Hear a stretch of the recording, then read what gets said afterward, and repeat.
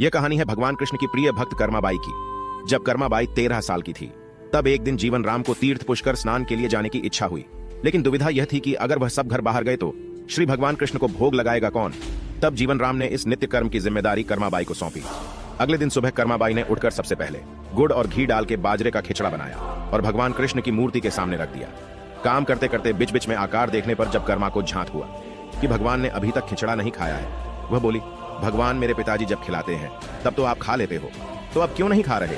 आपको भोग लगाने की जिम्मेदारी मुझे दी गई है, इसलिए जब तक आप भोजन नहीं खाएंगे मैं भी कुछ नहीं खाऊंगी। इस तरह जिद पर अड़ी नन्ही कर्मा की प्यारी बातों से कृष्ण भगवान का सिंहासन डोल गया। कुछ ही समय में कृष्ण मूर्ति के सामने रखी खिचड़ा की थाली खाली हो गई। अब कर्मा रोज सुबह सबसे पहले कृष्णा को बाजरे का खिचड़ा खिलाती और बाद में खुद भोजन ग्रहण करती। कुछ दिनों बाद घर लौटने पर कर्मा के मां बाप भी कृष्ण की लीला देखकर दंग रह गए। इस तरह कर्माबाई ईश्वर कृष्ण की निस्सीम भक्त बन गई। अपने जीवन के अंतिम दिनों में कर्माबाई